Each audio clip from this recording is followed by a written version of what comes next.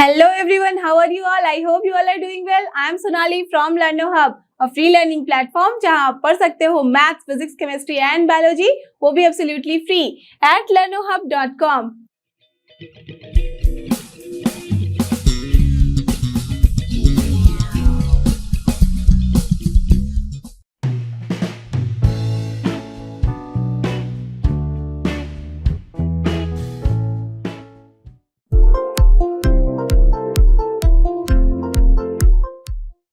Find area of the triangle. Okay, here we have to find the area of the triangle with vertices at the point given in each of the following. Fine, that means यहाँ पे हमारे पास 3 point given है. You have to find the area of the triangle, but most important thing is that you have to use the determinant form. तो देखो, आप सबको पता है कि अगर सोचो हमारे पास कोई 3 ऐसे पॉइंट होते थे A, B, C, और जब हम यहाँ से इसका ट्रायंगल बनाते थे, सपोज A होता था हमारा x1 y1, B होता था x2 y2 एंड C होता था पॉइंट x3 y3, करेक्ट। जब हमारे पास इस तरह से एक ट्रायंगल होता था तो यू ऑल रिमेम्बर हमने इसका एरिया कैलकुलेट किया था और वो आया था हमारे पास हाफ ऑफ x1 इंटू, जब x1 लेते थे तो यहाँ होता था y2 माइनस y3, प्लस जब हम x2 लेते थे तो हो जाता था हमारे पास y3 minus y1, correct, plus जब हम x3 लेते थे तो यहाँ पे जैसे इसको छोड़ के जो बचे हुए होते थे 1 माइनस y2 हो जाता था। यू रिमेम्बर, ये हमने बहुत बचपन में ये फॉर्मूला पढ़ लिया है पहले की क्लासेस में, राइट। तो ये फॉर्मूला हमें पता है कि ये हमें देता था एरिया ऑफ एनी ट्रायंगल, किसी भी तरह का वो ट्रायंगल हो उसके लिए, ओके, जब वर्टिसेस गिवन होते थे। और भी आपको पता है कि बहुत सारे केसेस में हम इसके एरिया को निकालना जानते हैं कि कैसे निकालना है। अब इसी फॉर्मूले को हमें निकालना है थ्रू डिटर्मिनेंट। तो सोचो कि अगर मैं डिटर्मिनेंट के तरीके से निकालूं तो डिटर्मिनेंट में area of this ABC, that means area of triangle ABC को हम लिख सकते हैं डेल्टा, और वो हो जाएगा हाफ। यहाँ पे हम लिखते हैं x1 x2 x3 और यहाँ लिखते हैं y1 y2 y3 in the second column, और थर्ड कॉलम में 1 1 1 लिखा जाता है एंड दिस इज सेम। कैसे, जस्ट चेक। अगर हम इसे फर्स्ट रो कॉलम के अलोंग इसको अगर एक्सपैंड करते हैं तो क्या आएगा, x1 इंटू, देखो ये डिलीट करते थे तो क्या होता था y2 minus y3, this is the first term, we have got the same, minus x2 हो जाता था, प्लस के बाद माइनस ही लेते थे तो माइनस x2, इसको डिलीट करना है, इसको बचा क्या y1 minus y3, but you can see here कि माइनस की जगह यहाँ पे प्लस है, दैट मीन्स माइनस को अंदर ले जाएंगे तो y1 माइनस y3 की जगह पे हम y3 माइनस y1 ही तो लिखेंगे, isn't it? That means we have got the second term also. Now look at the third term. जब x3 के अलॉन्ग हम एक्सपैंड कर रहे हैं तो x3 यहाँ पे इसे डिलीट करेंगे तो बचा क्या, y1 minus y2 and this is the third term और नॉट क्लियर। दैट मीन्स इस सेम फॉर्मूले को अगर हमें लिखना है डिटर्मिनेंट के फॉर्म में, so we can write the thing right same way. तो चलो ये लिख लिया हमने। अब देखो क्यों हम लिखते हैं in the form of determinant, जबकि हमारे पास फॉर्मूला था ही। तो in the determinant we can see कि हमने जब एक्सपैंड किया along the first column, so we have got the same value, okay. अब अगर इस डिटर्मिनेंट की वैल्यू हमें निकालनी है तो आपको पता है कि you can expand this determinant along any row और any column, okay, it totally depends upon you, your wish. तो समटाइम्स यू विल सी कि हमारे पास ऐसे वाले यहाँ पे वर्टिसेस गिवन होते हैं जिसमें नंबर ऑफ जीरोस होते हैं ज्यादा। तो किसी भी रो या कॉलम में जब हमारे पास ज्यादा नंबर ऑफ जीरोस हो जाते हैं then it is always advisable कि हम किसी डिटर्मिनेंट को उसी रो या कॉलम के अलोंग हम उसको क्या करते हैं, एक्सपैंड कर देते हैं। तो हमारे लिए क्या हो जाता है, कैलकुलेशन बहुत ही कम हो जाता है, इजी भी हो जाता है, राइट। तो उसी यहाँ पे कॉम्प्लिकेशन को घटाने के लिए we have reached to this particular formula in the determinant form. Clear, understood. Along with that हमारे पास एक और ऑप्शन होता है कि डिटर्मिनेंट में we have so many properties. Now you all have seen कि कितने सारे प्रॉपर्टीज होते हैं हमारे पास डिटर्मिनेंट में। So we can use any property, we can apply that, और उसके बाद हम देख सकते हैं कि हमारा कैलकुलेशन बहुत ही ईजी और कम स्टेप में हो जाता है, okay. So that is the reason behind this. अब चलो इसी डिटर्मिनेंट को यूज करते हुए हम यहाँ पे इसका एरिया निकालते हैं। क्लियर, तो क्या है हमारे पास, सपोज ABC है हमारे पास points given, so therefore the area of the given triangle will be what, यहाँ पे हो जाएगा half determinant x1 x2 x3 लिखते हैं फर्स्ट कॉलम में, तो क्या हो जाएगा 164, सो write down 164, then y1 y2 y3 लिखा जाता है इन the second column, so here it is 0 0 3, so 0 0 3 and here 1 1 1 only, done, no problem till here, वहीं से लिख दिया मैंने। अब देखो, जब इस डिटरमिनेंट की वैल्यू निकालनी होती है, आपको पता है कि we can expand it along any row और कॉलम। नाउ टेल मी, कौन से रो या कॉलम के along you have to expand this determinant for easiest calculation? Correct, the second column. क्यों? क्योंकि हमें यहाँ दिख रहा है कि नंबर ऑफ जीरोस ज्यादा है, 2 जीरो है यहाँ पे, 2 जीरो है, दैट में सिर्फ और सिर्फ एक ही बार मल्टीप्लाई करना पड़ेगा हमें। तो चलो फटाफट से हम लॉन्ग C2 कर देते हैं। So what we have to write 1/2। अब देखो, यू ऑल नो कि कैसे हमने प्लस और माइनस साइन रखा था, plus minus, so that's why here it is -3। तो -3 जब लेंगे तो that means this row and column को हमें डिलीट करना है। क्या बचा? 1 into 1 -6 into 1, so this is 6. Correct. So what will be here, tell me. यहाँ है -5 -3 कितना होता है? +15, so this is 15/2। और एज की यहाँ पे कोई यूनिट नहीं गिवन है, so we have to write here square unit. This is the proper and standard form of writing any answer. जब भी हमें एरिया निकालना है, आपको पता है कि एरिया का यूनिट क्या होता है? स्क्वायर ही होता है। कोई भी यूनिट गिवन रहता है तो एज की ना यहाँ पे सेंटीमीटर है, ना मीटर है, ना किलोमीटर, कुछ नहीं गिवन है, तो we have to write here square unit. Clear? Done. So we have just got the answer of this particular question. Let's move to question number, इसका second part 2। And here is the second part. यहाँ पे हमें वैसे ही निकालना है, given है यहाँ पे वर्टिसेस, तो we have to find the area of the given triangle. चलो निकालते हैं। तो यू ऑल नो कि हमें डिटरमिनेंट को क्या रिप्रेजेंट करते हैं? डेल्टा से भी। तो चलो लिख दो यहाँ पे, the area of the given triangle is what? Delta, and that is your half. Determinant के अंदर हम क्या लिखते हैं? x1 x2 x3 along the first column. so क्या हो जाएगा? 2 1 10. so write down 2 1 10. next second column में क्या होता है? y1 y2 y3, so 7 1 8. write down 7 1 8. and then the third column always 1 1 1. Done. अब चलो इसको निकालते हैं 1/2। अब यहाँ एज वी कैन सी कि कहीं पे भी जीरोस नहीं है, तो कहीं से भी आप इसको एक्सपैंड कर दो। सी यहाँ पे प्रॉपर्टीज लगाने का पॉइंट नहीं है। व्हाई? बिकॉज हम देख रहे हैं कि यहाँ पे क्या है, ज्यादा लंबा चौड़ा कैलकुलेशन नहीं है, बहुत सिंपल नंबर्स हैं। यू ऑल नो कि कितना मल्टीप्लिकेशन होगा सबका, राइट? तो चलो यहाँ पे सिंपल से हम मल्टीप्लिस को एक्सपैंड कर देते हैं। तो I am expanding it along the first row. तो क्या हो जाएगा? 2 प्लस साइन के साथ, तो क्या हो जाएगा? 1 -8, सो इट इज 1 -8। देन -7 होगा, करेक्ट, प्लस के बाद माइनस आता है। नेक्स्ट कौन सा डिलीट करना है? This first row and the second column. तो क्या बचा? 1 into 1 -10 into 1, so this is 10. Done. Now here it is what? +1 now. क्या हो जाएगा? 8 into 1 -10 into 1, so 8 - 10. करेक्ट, यही होगा हमारे पास। अब चलो इसको सॉल्व करके लिखते हैं। सो दिस इज 1/2। क्या है हमारे पास यहाँ? -7 into 2, so -14. Now here it is -7, यहाँ कितना है? -9, so 9 into 7 कितना होता है? 63. So this is +63 because minus plus हो जाएगा। Now again it is 8 - 10 होता है -2 into 1, so -2. Clear? So what we have got? See, -14 -2 हो जाएगा -16, 63 -16 कितना होता है? 47. So this is 47/2. Again the square units. Clear? ठीक है, सो सिंपल है ना। अब देखो, जब भी यहाँ तो हमने देखा कि 47/2 ही आया है, दैट मीन्स पॉजिटिव ही आ रहा है। बट यू विल सी कि जब भी हमारे पास एरिया निकालना होता है ट्रायंगल का, तो मुझे बताओ कि क्या कोई भी ऐसा ट्रायंगल पता है जिसका एरिया नेगेटिव में आता हो? नहीं, right? Because in practical area is always positive, है ना। तो दैट मीन्स जब भी हम इसको कैलकुलेट करेंगे, so if we are getting negative value also, then also we have to take the absolute value of that particular area. तो हमेशा हमारे पास जो एरिया होगा वो पॉजिटिव ही आएगा। ओके, तो चलो देखते हैं इसका third part. In the third part also we have to find the area of the given triangle. तो चलो यहाँ पे भी लिख दे फटाफट से फॉर्मूले में। So the area of the triangle will be what? Half, क्या हो जाएगा? x1 x2 x3 in the first column, so -2 3 -1, so -2 3 -1। Second column में y1 y2 y3, सो -3 2 -8, -3 2 -8। करेक्ट, यही है हमारे पास, -3 2 -8। And in the third column it is 1 1 1। Done, correct. चलो अब इसको सॉल्व करें। यहाँ पे भी आप देख रहे हो कि कहीं भी जीरो नहीं है, तो कहीं से भी आप इसको एक्सपैंड कर सकते हो। It totally depends upon you. तो चलो मैं पहले रो को ही ले रही हूँ। तो this is -2, it will be -2 only. Then this delete.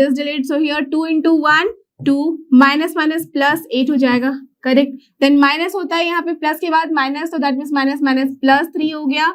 क्या लेंगे? First row second column delete करेंगे तो बचा क्या 3 1 -1 1. So 3 1 -1 1 that means 3 into 1 is 3 minus minus plus 1. Correct. Now next is what plus 1. क्या हो जाएगा यहाँ पे 3 into -8 कितना होता है 24. सो -24. Next minus minus plus 2. Correct. यही है हमारे पास. ठीक है. अब देखते हैं इसको सॉल्व करके क्या आ रही है वैल्यू. 1/2 है. यहाँ पे कितना हो जाएगा 2 + 8 10 होता है. -10 into -2 -20. Then 3 + 1 is 4 into 3 12. Okay, with plus sign. Then here it is -22. So what value we are getting? -20 and then 12 -22. So we are getting actually -42 and then 12. So it is -30/2. So actually we are getting -15. See, इसी के बारे में मैं आपको पिछले question में बता रही थी. जब भी हमारे पास कैलकुलेट करने के बाद कुछ नेगेटिव वैल्यू आती है, then what you should do? We have to write the delta as -15 का modulus value. So that is 15 square unit. Always positive value मुझे लिखना होगा. Why? Because you can write as the area is always positive.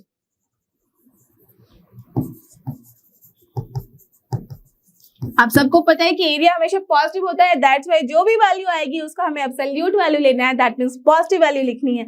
सो -15 की जगह हम लिखेंगे 15 square units. That's all. Clear. तो देखते हैं अपना next question. And here is the next question जो कि हमारा क्वेश्चन नंबर 2. यहाँ देखते हैं क्या करना है. Show that points A B C are collinear. Very interesting. देखो यहाँ पे क्या है, हमारे पास 3 पॉइंट है. हमें यहाँ पे प्रूव करना है कि दीज 3 पॉइंट्स आर कोलिनियर. कैसे प्रूव करोगे? Just think according to your determinant वाला फॉर्म. वी हैव कि हमारे पास चलो एक ट्रायंगल बनता है जब भी, तो उसका हम एरिया निकालने जानते हैं अभी तक. ठीक है, अभी तक हमें यही पता है इस वाले एक्सरसाइज में. तो अब कोलिनियर प्रूव करने के लिए हमें क्या करना पड़ेगा? कोलिनियर का मतलब क्या होता है? That means collinear. That means साथ ही है एक लाइन में. राइट. हाथ पकड़ पकड़ के एक लाइन में ही खड़े हैं, बिल्कुल भी इधर उधर नहीं होना है. यही मतलब है कोलिनियर का. तो अगर मैं बात कर रही हूँ 3 पॉइंट है ए बी सी, तो ये तीनों पॉइंट कोलिनियर है. इसका क्या मतलब है? That means they all are lying in a one straight line. Correct. यही मतलब है, स्ट्रेट लाइन में है. तो अगर सोचो कि ये स्ट्रेट लाइन में है, तो अगर मैं इन तीनों से बोलूं कि एक ट्रायंगल बना रही हूं, तो क्या पॉसिबल है? नहीं, बिकॉज ये स्ट्रेट लाइन में है तो ट्रायंगल तो बन ही नहीं सकता. 3 एंगल तो होंगे ही नहीं वहां पे, है ना. पूरा का पूरा यहाँ पे एक लाइन में है. तो अगर ये पूरा का पूरा एक लाइन में है, दैट मीन्स जो भी इससे ट्रायंगल बनेगा तीनों पॉइंट से, उसका एरिया क्या होगा? ऑलवेज 0. Isn't it? देखो अगर मैं इस पॉइंट को इस तरह से बता दूं, ठीक है, ये है ए, सपोज ये है बी, ये है सी. तो अगर मैं यहाँ से इसका ट्रायंगल बनाना चाहती तो ऐसा बनेगा. इस पॉइंट को अगर मैं यहाँ ले आऊँ तो फिर ट्रायंगल इसका ऐसा बन रहा है. इस पॉइंट को और पास ले आऊँ तो ट्रायंगल ऐसा बन रहा है. अगर अब इस पॉइंट को मैं इसी लाइन पे रख दूं तो ट्रायंगल सीधा ऐसा बन रहा है. दैट मीन्स यहाँ पे area of the triangle is 0. तो जैसे ही एरिया ऑफ द ट्रायंगल 0 आता है, देन वी कैन से कि हमारा जो लाइन है, तो तीनों पॉइंट है वो क्या होगा? कोलिनियर होगा, एक लाइन में होगा. राइट. तो चलो वहीं से सॉल्व कर लेते हैं इसको. So what we have to prove actually कि जो इसका एरिया होगा of this 3 point will be 0. तो चलो निकालते हैं. तो क्या कर सकते हैं हम? The area of the triangle formed by A, B and C point is given by, क्या होगा? डेल्टा से दिखाते हैं. This is half. यहाँ पे बताओ ए है, बी है, सी है. So it will be in the first column. Then the second column will be B plus C. क्या है next? C plus A. And then here A plus B. So this is this. And then 1 1 1 in the third column. You all know this.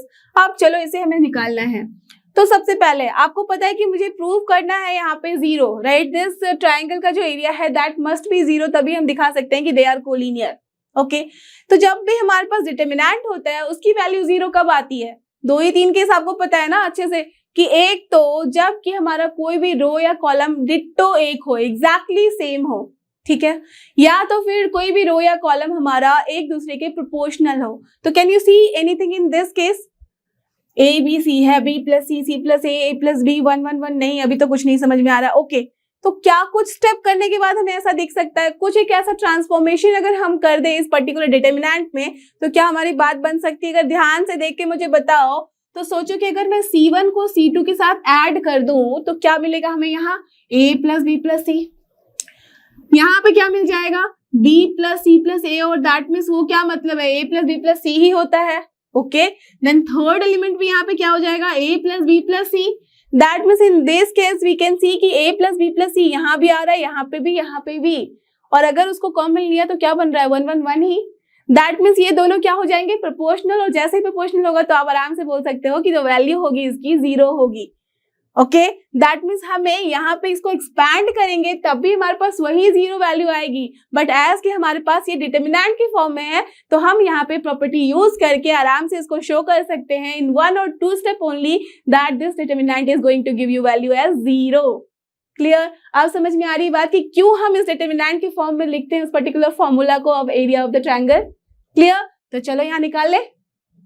So what we are doing here?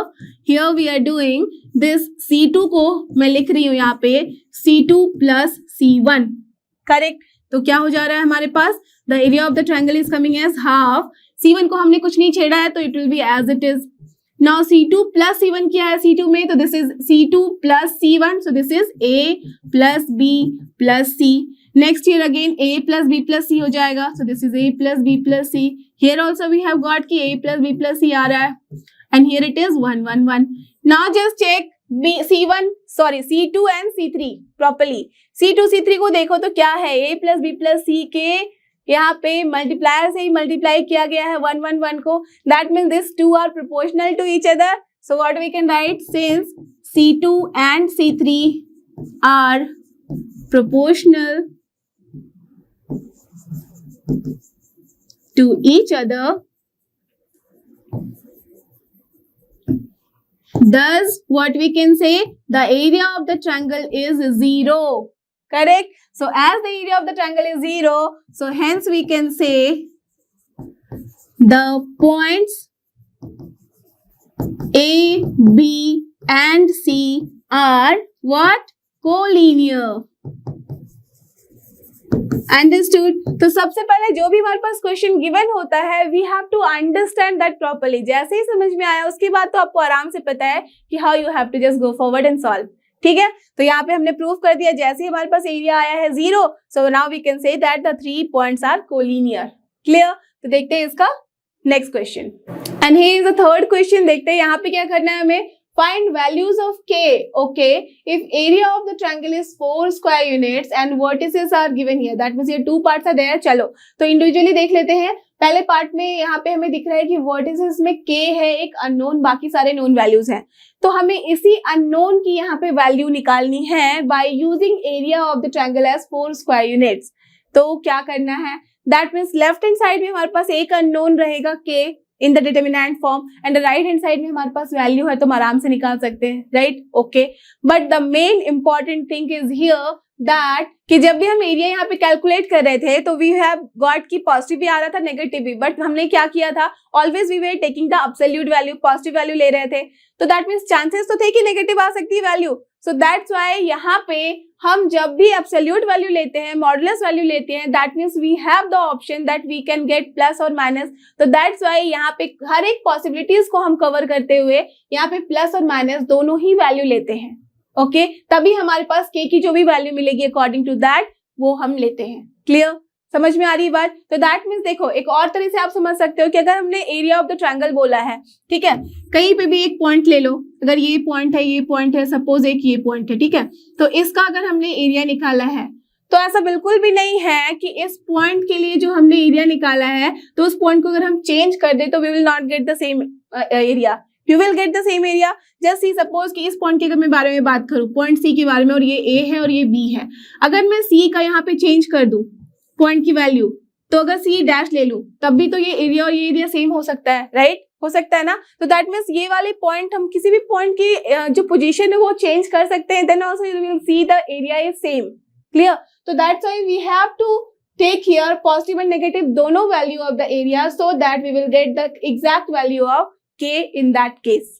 Okay तो चलो फटाफट से इसको solve करें। तो सबसे पहले case में हम क्या कर सकते हैं, यहाँ पे you all know that area of the triangle that means delta को हम कैसे लिखते हैं, यहाँ पे हाफ, और यहाँ क्या होता है K4 0, देखो x1 x2 x3, then here y1 y2 y3, तो यहाँ पे क्या लिख सकते हैं 0 है, then 0 and then 2, okay, then here 1 1 1 and this is given as 4 square unit, so we have to take plus minus 4, then no problem till here। अब चलो इसको सॉल्व करते हैं। so this implies what 1/2। आप देखो इसे हमें एक्सपैंड करना होगा, किसके अलोंग एक्सपैंड करें so that हमारे पास कम कैलकुलेशन होगा, perfect, in the along the C2, as we can see 2 zeros हैं, तो चलो C2 के अलोंग करते हैं, तो प्लस माइनस हो जाएगा यहाँ, तो चलो -2 लिखा, -2 लिखा, दैट मीन्स ये वाले रो कॉलम को छोड़ते हुए देखना है, तो this is K-4, so this is K-4 we have got and this is equal to +-4। Okay, now what you will get, देखो ये है अपना 2 कैंसिल हो गया, तो बचा क्या यहाँ पे -K -+4 equals to +-4। Now just check, -K is coming as +-4, ये प्लस है तो इधर आएगा तो क्या हो जाएगा -4, so that means we are getting as -K की वैल्यू, जब ये +4 होगा तो देखो क्या वैल्यू आएगी, +4 -4 0, ओके, देन अगर -4 है तो क्या वैल्यू आएगी, -4 -8, देन एज की यहाँ पे -K है तो that's why K will be what here, K के साथ यहाँ पे जब 0 के साथ हम माइनस करेंगे तो कुछ भी प्रॉब्लम नहीं है, 0 ही होगी, एंड देन -+8 बन जाएगा, so what value we have got, K as 0,8, so this is the answer for this particular question. Clear, अब देखते हैं इसका second part. So second part फटाफट से आप मुझे सॉल्व करके बता सकते हो that what will be the answer. So again similarly in the second part what we can say कि हमारा जो एरिया है that is given by here -2 0 0, then here it is 0 4 K and then 1 1 1, यही होती वैल्यू, और इसकी value आ रही है +-4। Okay, don't forget to write +-4, ये तो होगा ही। चलो अब इसको सॉल्व करें, सो दिस इज 1/2, अब इसे किसके अलोंग हमें करना चाहिए expand, correct, along the C1, तो लिख देते हैं यहाँ पे -2 हो जाएगा, so what is here 4 K, correct, then it is equal to +-4। Okay, so what we are getting 2 cancel हो गए, तो बचा हमारे पास -4 +K and that is equals to +-4। So what we are getting, K की वैल्यू आ रही है +-4 तो था, ये उधर गया तो +4 बना, सो दिस शोज कि K की वैल्यू 4 + 4 आ रहा है आपके पास 8 and this -4 + 4 0, that means here also we are getting the same value as K equals to 80। clear? Okay, तो देखते हैं अपना question number 4, and here is our question number 4। Let's see इसमें हमें करना क्या है, find equation of line joining this and this point using determinants। Okay, nice question. Just see यहाँ पे हमारे पास 2 पॉइंट है और बोला जा रहा है कि हमें इक्वेशन बनाना है एक लाइन का जो ज्वाइन कर रही है इन दोनों पॉइंट को। दैट मीन्स अगर हमारे पास एक पॉइंट ये है, एक पॉइंट ये है, ठीक है, ए और बी है एक पॉइंट, ठीक है, उसको हमने ज्वाइन किया, तो ऑफकोर्स आपको पता है कि दो कोई भी पॉइंट है कहीं भी है तो उसको हम ज्वाइन करेंगे तो एक लाइन ही बनेगा। अब इसी लाइन की हमें बतानी है इक्वेशन। इक्वेशन का मतलब क्या होता है, अगर उस इक्वेशन में होते हैं हमारे X and Y term, isn't it, unknown values होती है, उस एक्स एंड वाई में अगर हम उस लाइन पे रहने वाले किसी भी पॉइंट की वैल्यू डाल दे तो that equation should be satisfied.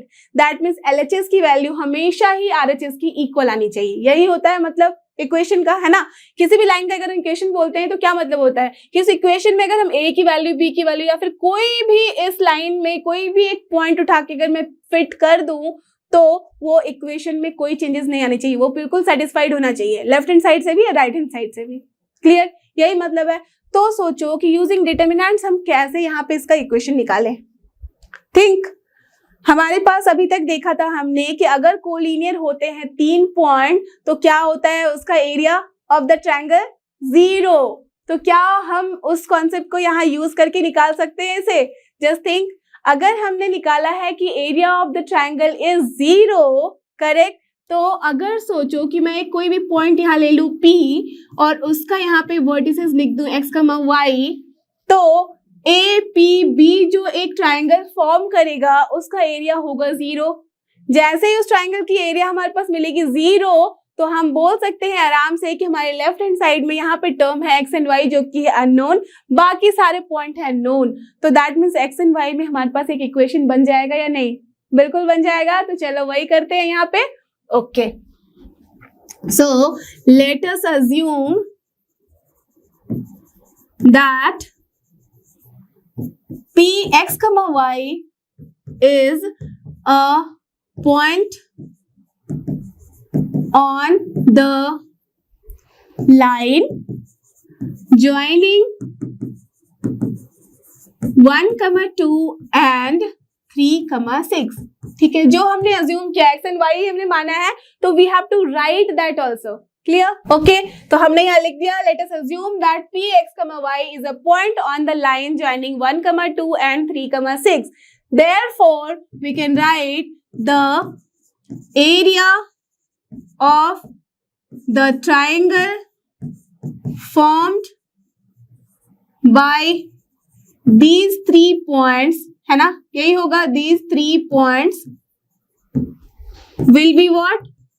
0, correct? Will be 0, क्योंकि ये कोलिनियर होंगे, तो कोलिनियर होंगे एज, ये भी लिख सकते हो एज दे आर कोलिनियर, एक ही लाइन में है। ठीक है, therefore the area of the triangle, you all know कि हम लिखते हैं हाफ, एंड देन यहाँ पे सारे वर्टिसेस, तो यहाँ पे क्या होता था x1, x2, x3, तो चलो x1 अगर हमारा है x मान लिया है जो p, ठीक है, इस p, x, y को, तो x एंड देन क्या है हमारे पास 1 एंड देन यहाँ पे है 3, देन यहाँ पे y लेंगे तो क्या हो जाएगा 2 and 6। ठीक है, 1, 1, यहाँ पे 1, 1, 1 है and that will be here 0 because they are collinear. Correct, यही है हमारे पास। तो from here what we are getting this half, and then चलो इसको एक्सपैंड कर दो, तो किसी भी रो या कॉलम के अलोंग आप इसको एक्सपैंड कर सकते हो। चलो मैं ले रही हूँ इसको फर्स्ट रो के अलोंग, तो क्या हो जाएगा हमारे पास x, तो ये क्या हो जाएगा 2 into 1 minus 6 into 1, so 2 minus 6, then minus y, यहाँ क्या हो जाएगा 1 into 1 minus 3 into 1, so 1 minus 3, then plus 1 क्या हो जाएगा यहाँ 6 into 1 minus 3 into 2, that is 6 minus 6 only, correct? So we are getting as 0. So now from here what we are getting, ये अपना 1/2 तो चलो रहने दिया, यहाँ पे बन रहा है -4x and then here it is minus minus plus 2y and then ये तो हमारा कट गया तो 0 बच गया। So this is your 0। As की 2 देख रहे हो तो यहाँ से आप कैंसिल कर सकते हो, this is -2 and this is 1 only. So we are getting what -2x plus y equals to 0। So either you can write this equation, और यहाँ से आप क्या लिख सकते हो कि 2y जो है इक्वल्स टू, और आप यहाँ से क्या लिख सकते हो 2x जो है वो इक्वल है y के। सो आइदर आप ये वाला इक्वेशन बोलो या फिर ये इक्वेशन बोलो, दोनों ही सही है। और जैसे ही हमने ये इक्वेशन निकाला वी हैव टू रीचेक, और कंफर्म करने के लिए we can just put the value of any x and y and then we can check कि क्या दोनों इक्वल है। जैसे अगर x की वैल्यू मैं इस पॉइंट से रख दूं तो ये this is 1 into 2 that is 2 and यही तो हमारे पास है y वर्टिसेस। करेक्ट। अब देखो अगर मैं x की वैल्यू यहाँ से 3 रख दूं तो y की वैल्यू कितनी आएगी 3 into 2 दैट इज 6, और वही है यहाँ पे हमारे पास वैल्यू। क्लियर? दैट मीन्स कोई भी पॉइंट जो है इस लाइन में, इस इक्वेशन में अगर हम रखेंगे तो इट शुड बी सेटिस्फाइड। ठीक है, सो वी हैव सीन कि वैसे ही आ रहा है। अब देखते हैं इसका second part, and here is the second part of question number 4। ये भी देखो अपना सिमिलर टाइप ऑफ क्वेश्चन है।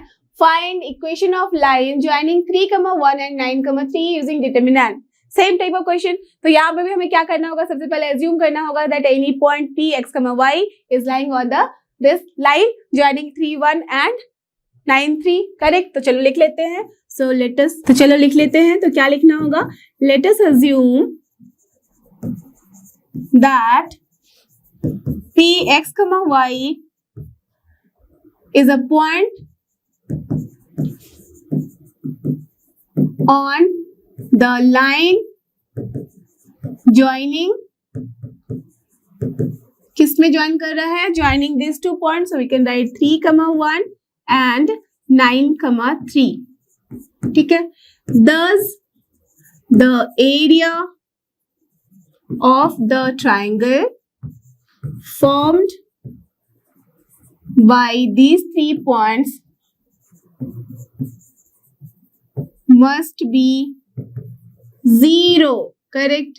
ठीक है, उसके बाद भी अगर लिखना चाहो तो लिख सकते हो एज दे आर कोलिनियर। ठीक है, fine. Therefore the area of the triangle will be half. क्या हो जाएगा यहाँ पे x लिखेंगे, देन 3, देन 9, ठीक है, then here y, then 1 3, okay, x1 x2 x3, y1 y2 y3, okay, then here 1 1 1 and that will be here 0 as these 3 points are collinear, एक ही line में है. तो from here what we are getting, expand this determinant, तो किसी की भी along कर सकते हो. I am doing here along the first row, so this is x होगा, तो दिस इज 1 into 1 -3, सो 1 - 3 लिख दिया. माइनस y लिखेंगे बिकॉज प्लस के बाद माइनस आता है. Then here it is 3 into 1 -9 into 1, so 3 - 9 plus 1 हो जाएगा, तो क्या होगा 3 into 3 that is 9 minus 9 into 1 that is 9 again. So we have got this and that equals to 0. Clear? No problem till here. Now what we have got, 1/2 है यहाँ पे, देखो ये है -2x, then here it is -6 आ रहा है, minus plus 6y, और ये 9 - 9 तो 0 होता है, तो कट गया and this is your 0. So from here you can see कि 2 से हम कैंसिल करा सकते हैं, तो this is -1, this is your 3. So what we have got, -x plus 3y equals to 0. So इसको आप लिख सकते हो कुछ इस तरीके से भी कि x minus 3y जो है वो 0 है, या तो फिर आप लिख सकते हो कि x is equal to here 3y. दोनों ही फॉर्म सही है, ठीक है. That means you have got the equation as x minus 3y equals to 0, या तो फिर लिखो x equals to 3y. Both are correct. Now put the value of any x and y and check कि क्या ये सही है. चलो मैं ये वाला पुट करती हूँ. अगर मैंने y की वैल्यू 3 पुट की है, so 3 into 3 is here 9 and here x की वैल्यू है 9, so 9 minus 9 0. LHS is equal to RHS, correct?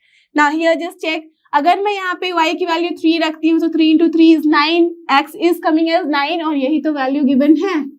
You can see कि कैसे हम इसको रीचेक करते हैं. तो चलो इसके साथ ही ये क्वेश्चन हुआ कंप्लीट. देखते हैं अपना आज का last question. And he is our last question of this exercise, that is question number 5. Let's see यहाँ क्या करना है. हमें दिख रहा है कि this is your objective type question, so we have to select the option here. चलो देखते हैं. If area of the triangle is 35 square unit, okay, with vertices this this and this, then find k. That means k की value हमें बतानी है कि कौन सा ऑप्शन अपना करेक्ट है.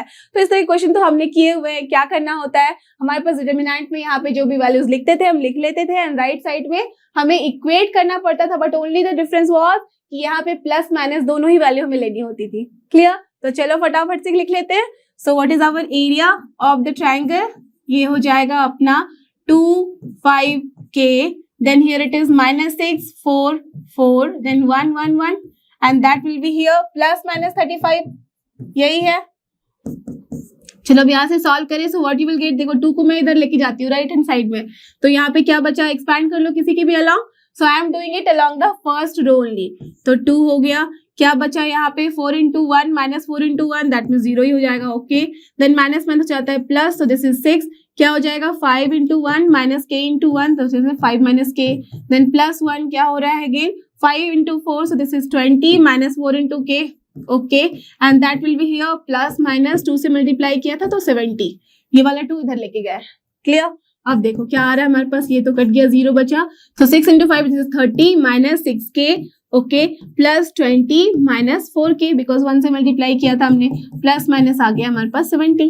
सो from here what you have got, -6k, और यहाँ पे -4k आता है -10k, देन प्लस प्लस यहाँ पे है दोनों, सो this is 50 and that is equal to plus minus 70. Done. अब देखो हर जगह 0 0 दिख रहा है, तो we can just remove it also. चलो 0 0 कैंसिल करा दिया हर जगह से. तो what we are getting, -k plus 5 equals to plus minus 7. So from here we are getting -k equals to plus minus 7 minus 5, यही होगा. सो फ्रॉम हियर अपने पास क्या वैल्यू आ रही है -k की, 7. जब हमने यहाँ पे प्लस रखा है तो 7 minus 5 होता है 2, और जब हमने माइनस रखा है तो माइनस माइनस यहाँ पे -12 हो रहा है, तो -12. एंड फ्रॉम हियर एज की -k की वैल्यू है, तो k की वैल्यू क्या हो जाएगी, -2 plus 12. So this is the answer. Now just check कि कौन सा ऑप्शन अपना सही है. इन दोनों में तो एक ही ऑप्शन है, छोड़ दो. सी में देखो -12 है -2, but we have got here +12, so we can see कि this is the only option. So option D is our correct answer. Done. Clear all the concept. So I hope कि आपको डिटरमिनेंट के ये सारे क्वेश्चन बहुत अच्छे से समझ में आ गए हैं. अब आप इनको सॉल्व कर सकते हो बहुत ही आराम से. So don't forget, this is लर्नो hub, और फ्री लर्निंग प्लेटफॉर्म फ्री है पर बेस्ट है. थैंक यू, हमारे साथ बने रहो.